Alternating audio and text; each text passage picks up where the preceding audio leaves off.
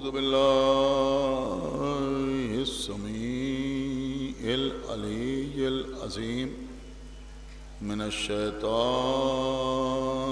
اللعين الرجيم بسم الله الرحمن الرحيم الحمد لله الذي هدانا لهذا وما كنا لنهتدي لولا أن هدانا الله لقد جاءت رسل ربنا بالحق الصلاة والسلام على صاحب الدين والإسلام والحل والحرام والركن والمقام والصلاة والصيام والسجود والقيام والشريعة والأحكام والحجة والبرهان والمحبة والعرفان والحق والبيان والكتاب والقرآن سيدنا ونبينا وشفيعنا ومولانا ومولى الثقلين جد الحسن والحسين أبي القاسم محمد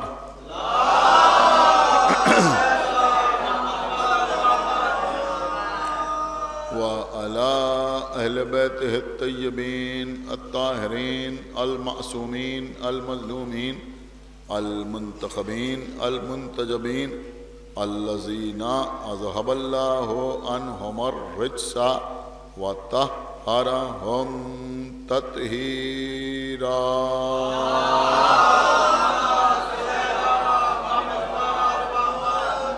ولعنة الله على أعدائهم وقتلتهم وغاصبي حقوقهم ومنكري فضائلهم ومصائبهم أجمعين من الآن إلى يوم الدين أما بعد فقد قال الله سبحانه تبارك وتعالى في كتابه المجيد وفرقانه الحميد وقوله الحق بسم الله الرحمن الرحيم قل كفى بالله شهيدا بيني وبينكم ومن عنده علم الكتاب صلوات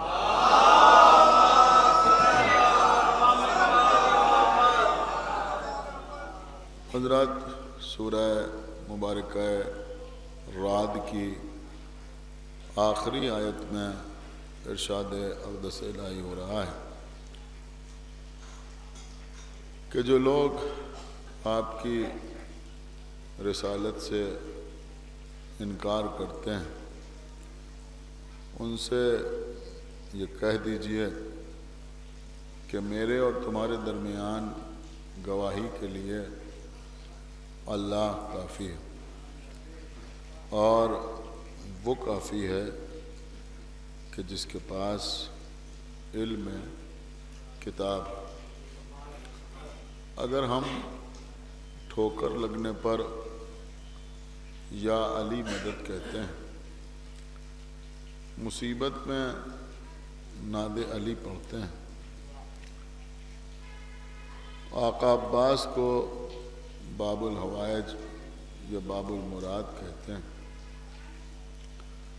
کسی آستانے کے سامنے کھڑے ہو کر دعا کرتے ہیں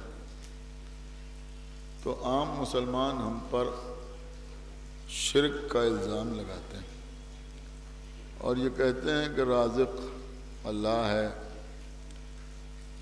رزق دینے والا اللہ ہے، اولاد عطا کرنے والا اللہ ہے، مشکلوں کو حل کرنے والا اللہ ہے، لہذا کسی کو اللہ کے ساتھ شریک نہیں کیا جا سکتا. مگر میں آپ کی خدمت میں ایک جملہ یہ عرض کروں گا کہ الحمدللہ ہم کسی کو اللہ کے ساتھ شریک نہیں کرتے، لیکن ہم مانتے انہیں ہیں جنہیں اللہ خود اپنے ساتھ شریک کرتے ہیں. ایک صلوات پڑھے بر محمد و آل محمد.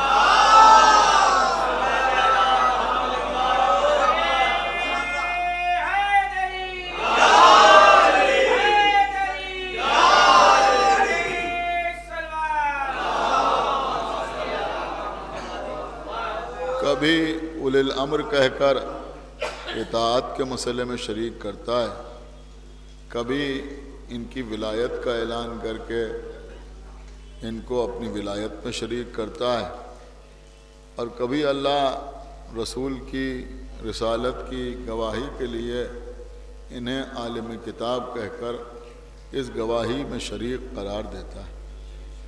اب عزیزوں، اس آیت میں جہاں مولا کائنات کے رسالت کے گواہ ہونے کا اعلان ہے، وہیں ساتھ ساتھ اس بات کا بھی اعلان ہے کہ علی اس ذات کو کہتے ہیں جسے اللہ نے کل کتاب کا علم عطا کیا، یعنی یہ وہ نہیں ہیں کہ جن کو کتاب میں سے علم ملا ہو، بلکہ یہ وہ ہیں کہ جن کو اللہ نے مکمل کتاب کا علم عطا کیا۔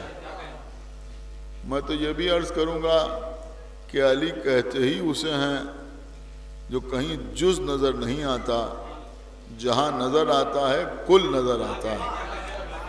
اگر میدان میں آ جائے تو کل ایمان نظر آتا ہے، قرآن میں آ جائے تو کل قرآن نظر آتا ہے۔ ایک صلوات پڑھیں بر محمد وآلہ۔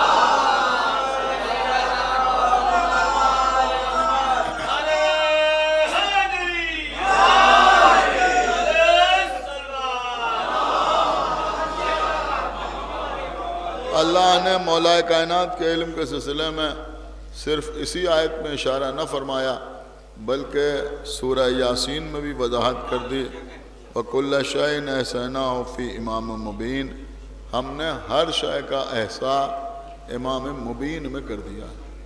اس کا مطلب یہ ہوا کہ کوئی شے ایسی نہیں ہے کہ جس کا علم اللہ نے مولا متقیان کو عطا نہ کیا۔ جہاں تک مولا علی کے علم کا سوال ہے، مفسر قرآن فخر الدین رازی، جن کی تفسیر قرآن کا یا علم تفسیر کا عام مسلمان کلمہ پڑھتے ہیں، انہوں نے بھی تحریر کیا۔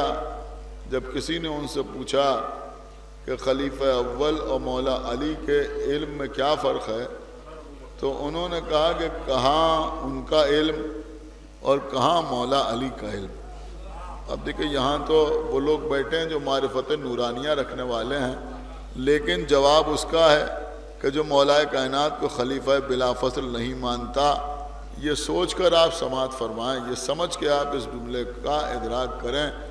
انہوں نے جواب دیا کہ خلیفہ اول بڑھاپے میں رسول اللہ کی صحبت میں آئے،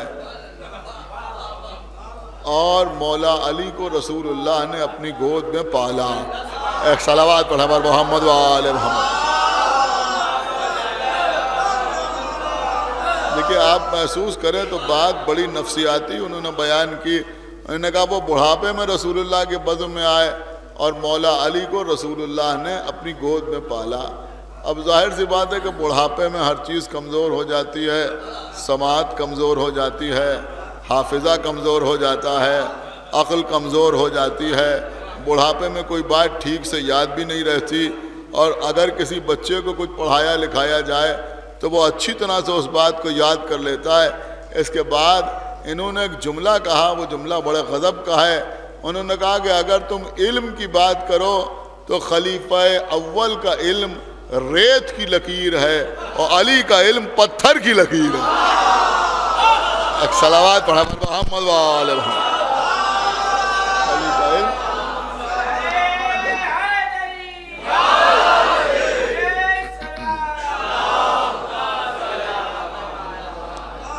عزیزوں، شیعہ علماء کی بات نہیں ہے، بلکہ اہل سنت کے بڑے بڑے علماء نے مولا کائنات کے علم کی دلیل کے طور پر، دیکھیں آپ میری طرف دیکھیں، ان کی طرف نہ دیکھیں، ایک صلوات پڑھیں پر محمد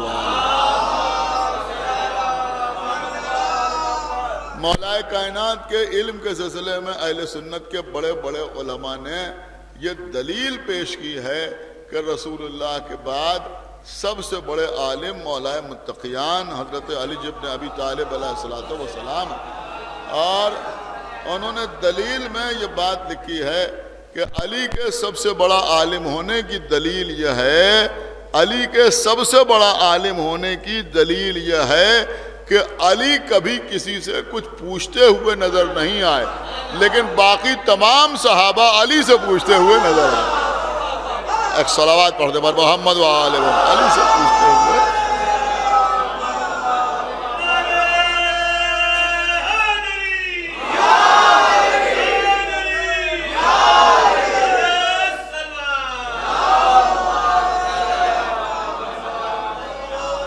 دیکھیں ہر شخص اپنی حیثیت کے اعتبار سے کلام کرتا ہے۔ ہم نے مجلس پڑھی اور ہم نے کہا بھائی ہم نے جو کچھ کتاب میں پڑھا تھا وہ آپ کی خدمت میں پیش کر دیا، تو اب ہمارا مطالعہ محدود ہے، ہمارا علم محدود ہے، تو اب ہم نے جہاں تک پڑھا وہ آپ کی خدمت میں پیش کر دیا۔ کوئی بہت بڑا عالم یہ کہے کہ بھائی ہم نے جو کچھ پڑھا وہ آپ کی خدمت میں پیش کر دیا، تو اب اس کے کلام میں وسعت زیادہ ہوگی، اس کے کلام کی اہمیت زیادہ ہوگی۔ تو اس کا مطلب یہ ہوا کہ جیسے جیسے متکلم کا معیار بڑھتا جاتا ہے ویسے ویسے کلام کا معیار بڑھتا جاتا ہے۔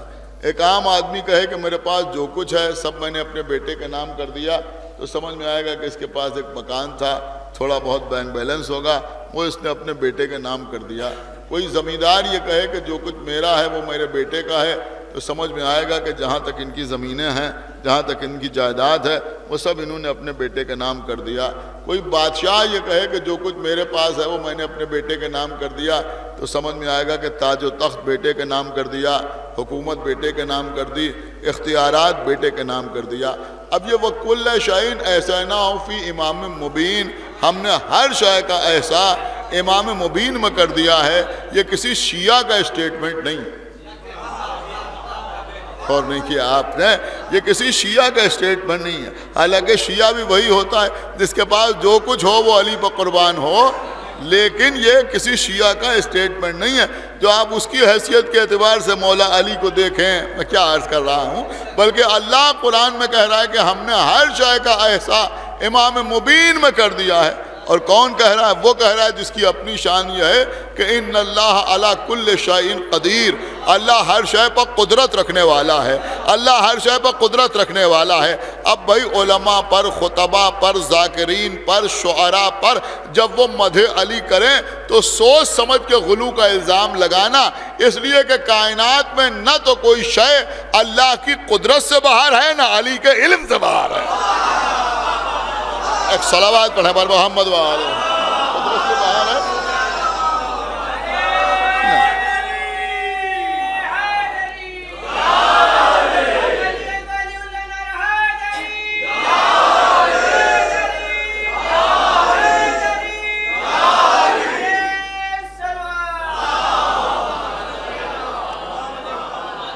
ہر شے کا ایسا اللہ نے مولا کائنات کی ذات میں کر دیا ہے۔ اب یہاں سمجھداروں کا مجمع ہے۔ عزیزوں، اگر کسی کو علم عطا کیا جائے اور اختیار نہ عطا کیا جائے تو یہ عطا ادھوری ہوتی ہے۔ آپ نے شاید بالکل محسوس نہیں کیا۔ ایک صلوات پڑھے بر محمد و آل محمد۔ دیکھیے آپ میری بات سمجھے یا نہیں سمجھے؟ آپ ہمارے گھر میں مہمان ہوئے اور دن بھر آپ کو ہمارے کمرے میں رہنا ہے یا ہمارے گھر میں قیام کرنا ہے۔ ہم نے آپ سے کہا دیکھیے یہ واش بیسن لگا ہے، اس پہ پانی آ رہا ہے، لیکن آپ کو ہاتھ دھونے کی اجازت نہیں ہے، آپ کو وضو کرنے کا اختیار نہیں ہے۔ یہ مصلی رکھا ہے مگر آپ استعمال نہ کیجیے گا، یہ کھانا رکھا ہوا ہے مگر آپ کھائیے گا نہیں۔ اس کا مطلب یہ ہوا کہ علم تو دے دیا کہ یہ کھانا ہے، یہ مصلی ہے، یہ پانی ہے، لیکن اختیار نہ دیا۔ آپ مجھے بتائیں کہ ایسی مہمان نوازی سے کیا فائدہ؟ ہر آدمی کہے گا آپ کے بتانے سے کیا فائدہ؟ تو اس کا مطلب یہ ہوا کہ اگر خالی علم دیا جائے اور اختیار نہ دیا جائے تو اس عطا کا کوئی مطلب نہیں ہوتا۔ تو جس اللہ نے علی کو علم عطا کیا اسی نے علی کو ولی بھی بنایا۔ سمجھے آپ یا نہیں سمجھے؟ اسی نے علی کو ولی بھی بنایا، اس لیے کہ ولایت مکمل اسی وقت ہوتی ہے کہ جب علم بھی ہو اور اختیار بھی ہو۔ علم بھی ہو اور اختیار بھی ہو، تو اللہ نے علم بھی عطا کیا، اختیار بھی عطا کیا۔ اگر علی کو اس بات کا علم عطا کیا کہ سورج کی حقیقت کیا ہے تو پھر اختیار بھی دیا کہ اگر اشارہ کریں تو سورج پلٹ آئے۔ صلوات پڑھیں بر محمد و آل محمد۔ اگر علی کو اس بات کا علم عطا کیا کہ کس طرح سے ہم زندگی عطا کرتے ہیں اور کس طرح سے موت دیتے ہیں، تو پھر اختیار بھی دیا کہ اگر یہ نیت کریں تو زندہ مردہ ہو جائے، اگر یہ ٹھوکر لگائیں تو مردہ زندہ ہو جائے۔ تو اللہ نے علی کو اختیار بھی عطا کیا اور ساتھ ساتھ علی کو علم بھی عطا کیا، یا علم بھی عطا کیا اور اختیار بھی عطا کیا۔ بس میں اپنی منزل کے اوپر آ گیا۔ آپ ذرا غور فرمائیں، جناب سلیمان کا لشکر چلا جا رہا ہے۔ جناب سلیمان اللہ کے نبی جن کو اللہ نے حکومت عطا کی ہے، سلیمان کا لشکر چلا جا رہا ہے۔ راستے میں ایک جگہ سلیمان نے دیکھا کہ چیٹیاں ہی چیٹیاں ہیں۔ قرآن مجید میں تذکرہ ہوا، پورے سورے کا نام ہے سورہ نمل ہے، نمل کہتے ہیں چیٹی کو، پورے سورے کا نام ہی یہی، کیوں اس میں اس واقعے کو اللہ نے بیان کیا ہے۔ دیکھا چیٹیاں ہی چیٹیاں ہیں۔ اب اللہ نے جناب سلیمان کو جانوروں کی بولی سمجھنے کا بھی علم عطا کیا تھا، ان کی زبان بھی سمجھتے تھے۔ تو سلیمان نے سنا، کیا سنا؟ کہ چیٹیوں کا سردار اپنے لشکر سے کہہ رہا ہے کہ تم اپنے اپنے گھروں کے اندر چلی جاؤ، اس لیے کہ سلیمان ان کا لشکر آ رہا ہے۔ دیکھیے چیٹیاں بھی گفتگو کرتی ہیں تو کتنی احتیاط کے ساتھ، خالی یہ نہیں کہا کہ سلیمان آ رہے ہیں تم اپنے اپنے گھروں میں چلی جاؤ، بلکہ کہا سلیمان و جنود، اور ان کا لشکر آ رہا ہے۔ اس کا مطلب یہ ہوا کہ چیٹیوں کا سردار بتا رہا تھا دیکھو خالی سلیمان ہوتے تو پریشانی نہیں تھی، اس لیے کہ معصوم تھے۔ کیا سنایا آپ؟ اس لیے کہ معصوم ہے، لیکن سلیمان کے ساتھ ان کا لشکر بھی آ رہا ہے، ان کے صحابہ بھی آ رہے ہیں۔ اما چیٹی کی سمجھ میں آ گیا کہ نبی کے صحابہ معصوم نہیں ہوتے ہیں۔ ایک صلوات پڑھیں پر محمد وآلہ محمد۔ معصوم نہیں ہوتے، تو نے کہا تم اپنے اپنے گھروں میں چلی جاؤ، کہیں کچل نہ جاؤ۔ ایک صلوات اور پڑھیں پر محمد وآلہ محمد۔ دیکھیں تقریباً سارے آنے والے آ گئے۔ بانی مجلس نے حکم دیا تھا کہ اعلان کر دوں کہ کل بھی اسی وقت پر یہاں مجلس منعقد ہوگی، اور اس مجلس میں خطیب انقلاب مولانا عباس ارشاد نقوی صاحب قبلہ خطاب فرمائیں گے۔ آپ حضرات سے گزارش ہے کہ کل بھی مجلس میں پابندی وقت کے ساتھ تشریف لے آئیں۔ تو جناب سلیمان کا لشکر گزر رہا ہے اور چیٹیوں کا سردار کہہ رہا ہے کہ تم اپنے اپنے گھروں میں چلی جاؤ۔ مولا کائنات چلے جا رہے ہیں، سلمان ساتھ میں ہیں۔ سلمان میسم زیدی نہیں، غور کر رہے ہیں، یہاں بیٹھا ہوا کوئی شاعر نہیں، کوئی مومن نہیں، سلمان ہیں۔ سلمان ایمان کے 10 درجوں پر فائز۔ رسول کی حدیث سلمان و منا اہل البیت کی سند رکھنے والے وہ سلمان جن کی جگہ پر کسی اور کا بیٹھ جانا رسول کو گوارا نہ ہوا، وہ سلمان ہے، وہ سلمان جن کے مشورے پر عمل کر کے پیغمبر اسلام نے خندق کھدوانے کا حکم دیا، جن کے لیے مہاجر و انصار میں بحث ہونے لگی کہ یہ ہم میں سے ہیں یا تم میں سے ہیں، اور رسول نے فرمایا نہ تم میں سے نہ تم میں سے، یہ ہم میں سے ہیں۔ وہ سلمان مولا علی کے ساتھ ساتھ، مولا علی کے ساتھ ساتھ ایسی وادی میں پہنچے جو بالکل سیاہ ہو رہی تھی، جیسے سلیمان پہنچے تھے۔ دیکھا چیٹیاں ہی چیٹیاں نظر آ رہی۔ اب جب اتنی چیٹیاں سلمان نے دیکھی تو اب سلمان کا دل چاہا کہ اللہ کی تعریف کی جائے۔ دیکھیے مومن وہی ہوتا ہے جو کسی حسین منظر کو دیکھے تو اس کے خلق کرنے والے کو یاد کرے۔ ایک صلوات پڑھیں پر محمد و آل محمد۔ تو اتنی چیٹیاں دیکھی تو جناب سلمان فارسی نے اللہ کی تعریف کی ہوگا، ساری حمد اس اللہ کے لیے ہے جو ان چیٹیوں کی تعداد جانتا ہے، جو ان چیٹیوں کی تعداد جانتا ہے۔ بس جیسے ہی سلمان نے یہ کہا، مولا علی نے فرمایا سلمان یہ نہ کہو، اگر کہنا ہے تو یہ کہو کہ ساری حمد اس اللہ کے لیے ہے جو ان چیٹیوں کا خالق ہے۔ اب یہ سارا مجمع سمجھاؤ یا نہ سمجھاؤ، لیکن سلمان فوراً سمجھ گئے اور کہا یا علی کہ آپ جانتے ہیں ان چیٹیوں کی تعداد؟ سن رہے ہیں آپ؟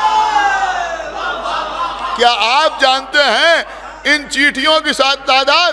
تو مولا علی نے فرمایا کہ میں خالی تعداد نہیں جانتا ہوں، میں یہ بھی جانتا ہوں کہ ان میں نر کتنے ہیں اور مادہ کتنے ہیں۔ اللہ اکبر۔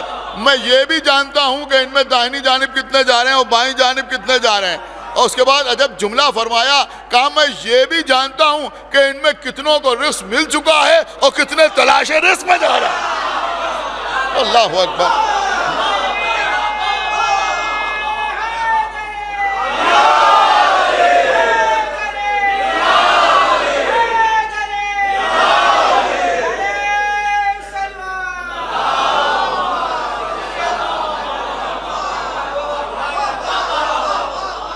فرش اعلیٰ پر آتے ہی سمجھدار لوگ ہیں، یہ نہ سمجھیں گے تو کون سمجھے گا؟ جملہ آپ کی خدمت میں عرض کر رہا ہوں، ارے بھیا سلمان جو ایمان کے 10 درجوں پر فائز تھا، اس نے علی کی منقبت کو حمد سمجھ کے پڑھ دیا۔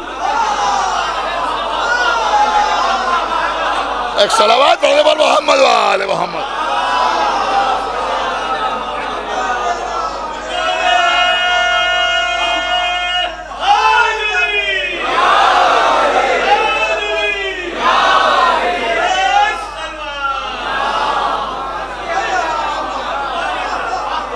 پھر میرے مولا مسکرائے اور مسکرا کے فرمایا، سلمان تم نے سلیمان کا واقعہ سنا ہے نا؟ کہاں سنا ہے؟ کہ تم نے سلیمان کا واقعہ سنا ہے؟ کہاں سنا ہے؟ کہ کیا سنا ہے؟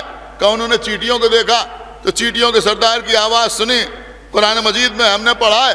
کہ سلمان تم سننا چاہتے ہو اس وقت یہ چیٹیاں کیا کہہ رہی ہیں؟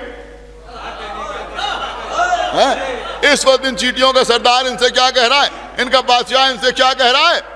کہاں یا علی ہم سننا چاہتے ہیں۔ اب دیکھیں جس کے دل میں علی بستے ہیں اور علی کا ذکر سن کر جس کے ذہن میں اگر مگر نہیں آتا، بہت غور سے سنیے گا، جس کے ذہن میں اگر مگر نہیں آتا وہ انشاءاللہ خاموش نہیں رہے گا۔ بڑا قیمتی جملہ میں آپ کی خدمت میں عرض کر رہا ہوں۔ ایک مرتبہ مولا علی نے اپنا دست اعجاز آگے بڑھایا اور سلمان کے چہرے پر اپنا ہاتھ پھیرا، یا یوں کہا جائے کہ ید اللہ نے ایک لمحے میں سلمان کو فخر سلیمان بنا دیا۔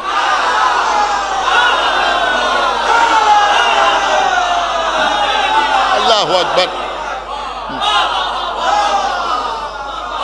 اب سلیمان بنا دیا، فخر سلیمان بنا دیا سلمان کو۔ اب سلمان سن رہے ہیں کہ چیٹیوں کا سردار کیا کہہ رہا ہے۔ کہ سلمان ذرا بتاؤ کہ کیا کہہ رہا ہے وہ، تم نے کیا سنا؟ کہ یا علی اس وقت چیٹیوں کا سردار کہہ رہا ہے کہ جو بلوں میں ہیں، جو گھروں میں ہیں، وہ بھی باہر آ جائیں، اس لیے کہ علی کی سواری گزر رہی ہے اور علی کے چہرے کو دیکھنا عبادت ہے۔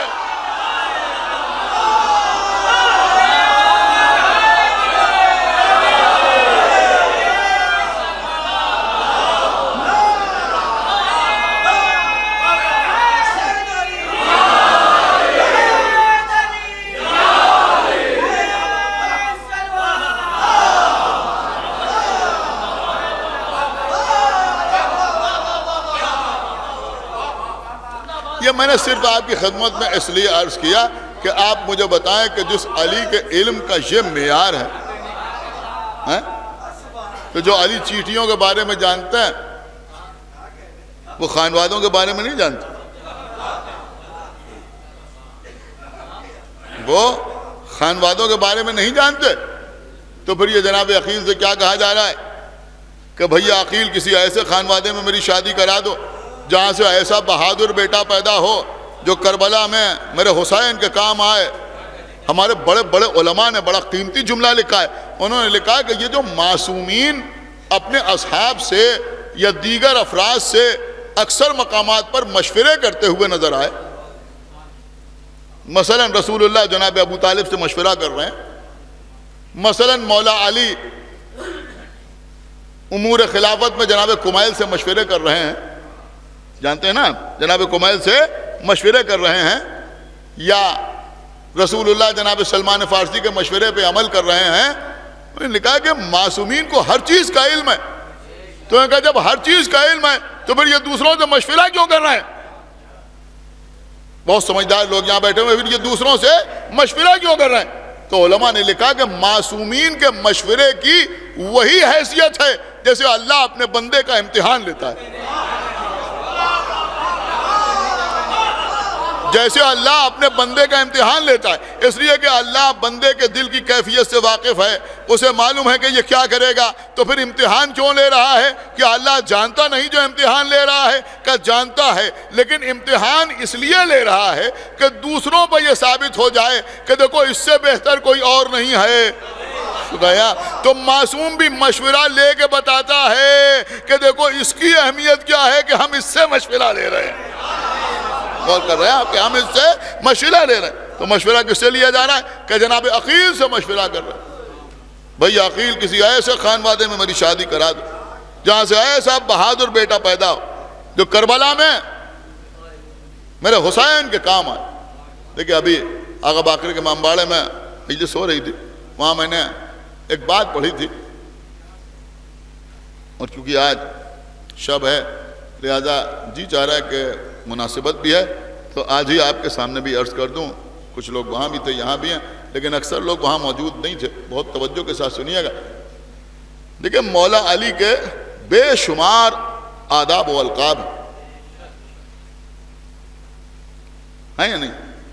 کل ایمان، مولود کعبہ، اخف رسول، زوج بطول، مرد میدان، شاہ لا فتح، صاحب ذوالفقار.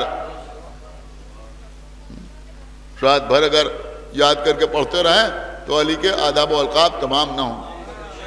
عین اللہ ہیں، وجہ اللہ ہیں، لسان اللہ ہیں، ید اللہ ہیں، جنب اللہ ہیں،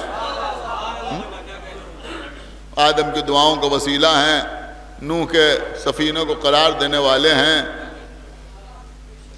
ابراہیم کو آگ سے بچانے والے ہیں، رسول کے ناصر ہیں، غالب کل غالب ہیں. لیکن غالب کل غالب کے ساتھ آپ نے ایک لقب مولا علی کا اور سنا ہوگا، لیکن اس پر گفتگو نہیں ہوتی، اس پر گفتگو نہیں ہوتی، تقریباً نہیں ہوتی. وہ کیا ہے؟ کہ علی غالب کل غالب بھی ہیں اور مطلوب کل طالب بھی ہیں. اللہ اکبر، ذرا غور کیجئے گا. مطلوب ہے کل طالب، آپ جانتے ہیں اس کا مطلب کیا ہوتا ہے؟ ایک چیز ہوتی ہے طلب، طلب کرنے والے کو طالب کہتے ہیں، اور جس کو طلب کیا جائے اسے مطلوب کہتے ہیں. سب سے خوبصورت مثال طالب علم، طالب علم، اسٹوڈنٹ. تو جو طالب علم ہے وہ کون ہے؟ کہ یہ ہے طالب، اور علم جو ہے وہ ہے مطلوب. طالب دنیا یہ ہے طالب، دنیا ہے مطلوب. غور کر رہے ہیں آپ؟ تو طالب اور مطلوب، میرے خیال میں کانسیپٹ کلیئر ہو گیا نا. مولا کائنات کون ہے؟ مطلوب کل طالب. کیا مطلب ہوا اس کا؟ مطلب یہ ہوا کہ ہر طلب کرنے والے کی طلب کو علی کہتے ہیں. اللہ کے لیے بھائی بیٹا ایک صلوات پڑھے بر محمد و آل محمد. سن رہے یعنی ہر ساری کائنات طالب، ساری کائنات طالب ہے. اور علی کون ہے؟ مطلوب، مطلوب کل طالب. ہوائیں طالب ہیں، علی مطلوب ہے. خلائیں طالب ہیں، علی مطلوب ہیں. سورج طالب ہے، علی مطلوب ہیں. انبیاء طالب ہیں، علی مطلوب ہیں. رسول طالب ہیں، علی مطلوب ہیں. میں نے یوں ہی نہیں کہا. اگر رسول طالب نہ ہوتے تو دعوت ذوالشیرہ میں یہ نہ کہتے کہ کون ہے جو میری نصرت کرے. ایک صلوات پڑھے بر محمد و آل محمد. کون ہے جو میری نصرت کرے؟ خیبر کا عالم طالب ہے، علی مطلوب ہے. قرآن طالب ہے، پڑھنے والے علی مطلوب ہیں. ذوالفقار طالب ہے، علی مطلوب ہیں. اس لیے کہ علی ذوالفقار لینے کے لیے نہیں جا رہے ہیں، ذوالفقار لے کے جبرائیل آ رہے ہیں، قصیدہ پڑھتے ہوئے آ رہے ہیں. جس سے معلوم یہ ہوتا ہے کہ علی کو ذوالفقار کی ضرورت نہیں ہے، یہ تو کہہ دیں تو کوئی مر جائے، بلکہ ذوالفقار کو علی کی ضرورت ہے۔ اگر علی کعبے میں یا علی کی ماں کعبے میں دروازے سے جائے تو علی طالب ہوں گے، لیکن اگر دیوار میں در پیدا ہو تو پتہ جائے گا کہ کعبہ طالب ہے، علی مطلوب ہے، تو کائنات کا ذرہ ذرہ طالب ہے۔ دیکھیں مولا عباس کی بارگاہ میں بیٹھے ہوئے ہیں، بات سمجھ میں آ جائے تو خاموش نہ رہیے گا، بہت توجہ آپ حضرات کی چاہتا ہوں کہ کائنات کا ذرہ ذرہ طالب ہے، علی مطلوب ہے، جو ساری خدائی کے لیے مطلوب ہے وہ ام البنین سے رشتہ طلب کر رہا ہے۔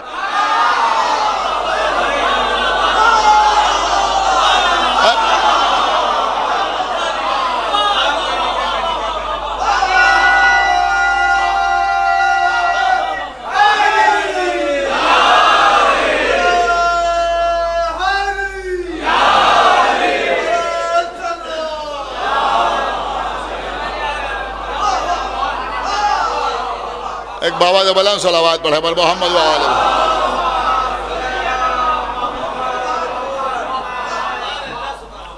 خود مولا علی ہی تو رشتہ طلب کر رہے ہیں نا، جناب عقیل جا رہے ہیں تو علی کے نمائندے ہی بن کے تو جا رہے ہیں نا،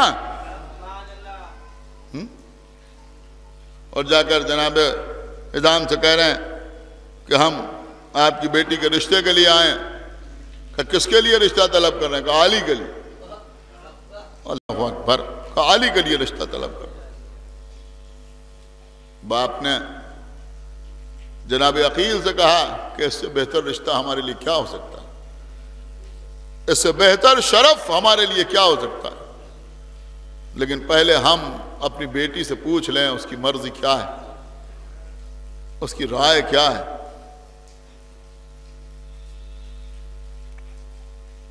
انہوں نے آ کے اپنی زوجہ سے کہا کہ آپ جائیں اور جا کر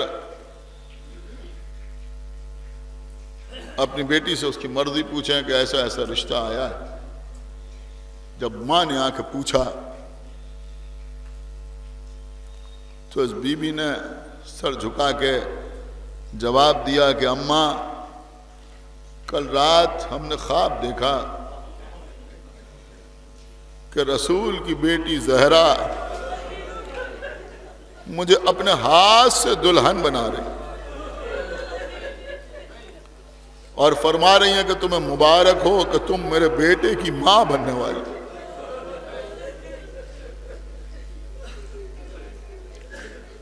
عقد ہوا، بی بی علی کے گھر آئیں، چوکھٹ پر سجدہ کیا، گھر کے اندر داخل ہوئیں، سرکار حسنین کریمین ماں سمجھ کے تعظیم کے لیے کھڑے ہوئے،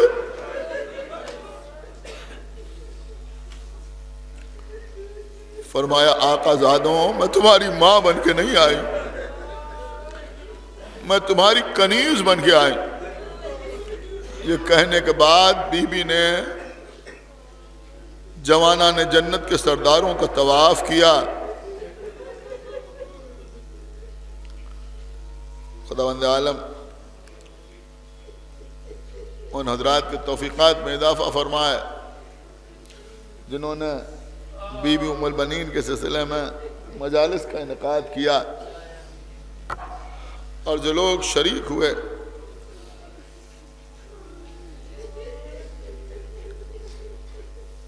ابھی آپ نے اشعار بھی سماعت فرمائے، آج سے میرے خیال میں 17-18 سال پہلے یہیں رستم نگر میں فیاض صاحب کے مکان پر، جو صدف صاحب کے ماموں ہیں، ایک محفل ہوتی تھی جناب ام البنین کے سلسلے میں، کچھ سال ہوئی، ترہی محفل ہوتی تھی۔ اس میں آپ ہی کے علاقے کے شاعر تھے جو موج لکھنوی کے نام سے مشہور تھے، انجمن میں صاحب بیاض بھی تھے۔ تو ہم لوگ اس میں شریک رہتے تھے. تو بڑا غضب کا شعر انہوں نے فرمایا تھا. شاید یہاں بیٹھے ہوئے حضرات میں شاید ہی کسی کو یاد ہو، لیکن ابھی تک ہمارے ذہن میں وہ شعر محفوظ ہے. بڑا غضب کا شعر فرمایا.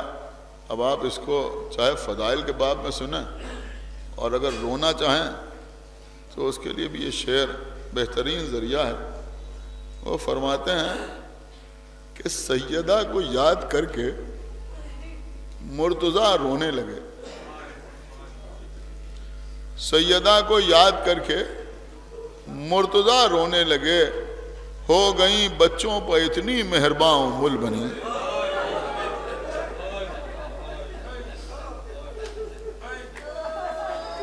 ہو گئیں بچوں پر اتنی مہرباں مل بنی.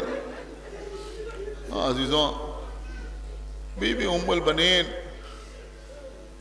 جن کے 4 بیٹے کربلا کے میدان میں آقا حسین پر قربان ہو گئے. کون اندازہ لگا سکتا ہے قربانیوں کا؟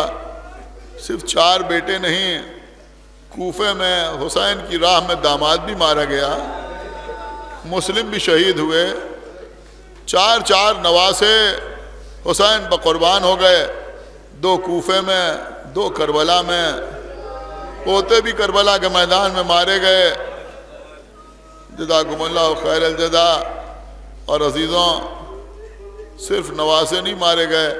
صاحب مالی سبطین نے لکھا کہ جب عبداللہ ابن مسلم ابن عقیل کا لاشا لے کر حسین خیمے کی طرف آ رہے تھے تو مسلم ابن عقیل کی ایک کمسن بچی جس کا نام عاتقہ تھا وہ بھی خیمے سے باہر نکل آئی. عزیزوں، سر پیٹتی ہوئی بچی باہر نکلی.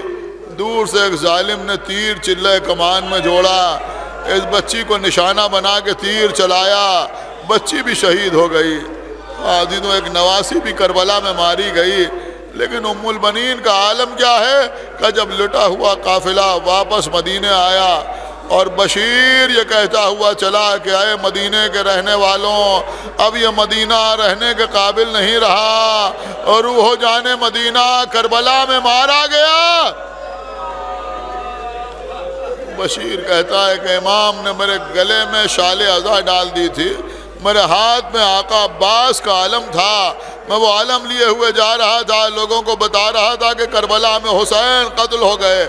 یہ کہتا ہے میں جس محلے سے گزرتا تھا جوخ در جوخ لوگ میرے پاس آتے تھے، کربلا کے واقعات کے بارے میں پوچھتے تھے. یہ کہتا ہے لیکن اس وقت بڑی قیامت ہو گئی کہ جب میں محلہ بنی ہاشم میں پہنچا. اس لیے کہ محلہ بنی ہاشم میں ہر گھر سے شور و شین بلند ہو رہا تھا، ہر گھر سے رونے کی آواز آ رہی تھی. کہیں بیویاں رو رہی تھیں، کہیں بچے گریا کر رہے تھے، کہیں مرد ماتم کر رہے تھے. اس لیے کہ کوئی گھر ایسا نہ تھا جہاں کا کوئی نہ کوئی کربلا میں مارا نہ گیا. ہر گھر سے واہ حسینہ کی آواز بلند ہو رہی تھی. یہ کہتا ہے کہ مجمع اتنا ہو گیا کہ میرے لیے قدم آگے بڑھانا مشکل ہو رہا تھا. میں دھیرے دھیرے آگے بڑھنے کی کوشش کر رہا تھا. یہ کہتا ہے کہ اسی راستے میں نے دیکھا کہ ایک گھر کا دروازہ کھلا، ایک بی بی عصا پہ تکیہ کیے گھر سے باہر نکلی اور ان بی بی کے ساتھ ایک کمسن بچہ بھی تھا. ان بی بی نے اس بچے سے جھک کے کچھ کہا. وہ بچہ آگے بڑھا، مجھے راستہ دے دو، مجھے راستہ دے دو. یہ کہتا ہوا بشیر کے قریب آیا. بشیر کہتے ہیں اس بچے نے علم کی طرف دیکھنا شروع کیا. بچہ اتنا حسین تھا کہ میں نے بچے کو گود میں اٹھا لیا. بچے کو میں نے گود میں اٹھایا لیکن بچہ مسلسل علم کی طرف دیکھ رہا تھا. میں نے کہا بیٹا تم علم کی طرف کیوں دیکھ رہے ہو؟ اس بچے نے کہا ہم علم کو نہ دیکھیں گے تو کون دیکھے گا؟ کہا کیوں؟ کہ جب قافلہ یہاں سے گیا تھا تو یہ علم میرے بابا عباس کے ہاتھوں میں. بشیر نے بچے کی پیشانی کو چوما، کہا تمہارے بابا کربلا کے میدان میں قتل کر ڈالے گئے. بشیر کہتے ہیں میں نے سوچا کہ وہ بچہ رونے لگے گا، گریا کرنے گا، لیکن اس بچے نے کہا بشیر وہ سامنے جو بی بی کھڑی ہوئی ہے عصا پہ تکیہ کیے ہوئے چادر میں نے، ہاں وہ مادر عباس میری دادی ام البنین ہے، انہوں نے نے مجھے بھیجا ہے وہ تجھ سے صرف یہ پوچھ رہی ہے کہ تو کہہ رہا ہے کہ حسین مارے گئے، مجھے یہ بتا کہ پہلے حسین مارے گئے یا پہلے عباس شہید ہوئے؟ بشیر کہتا ہے میں نے کہا بیٹا جا کے اپنی دادی سے کہہ دو کہ جب تک عباس سلامت رہے، جب تک عباس زندہ رہے، کس کی مجال تھی کہ حسین کی طرف نگاہ اٹھا کے دیکھے؟ پہلے عباس کے بازو قلم ہوئے، پھر حسین کا سر قلم ہوا، بچہ بشیر کی گود سے اترا، ام المنین کے پاس پہنچا، اے دادی اب بابا کا دودھ بخش دینا، اس لیے کہ بشیر کہتا ہے پہلے میرا بابا مارا گیا، پھر میرا آقا مارا گیا، اے دادی میں یتیم ہو گیا، میرا آقا بھی مارا گیا، میرا بابا بھی شہید۔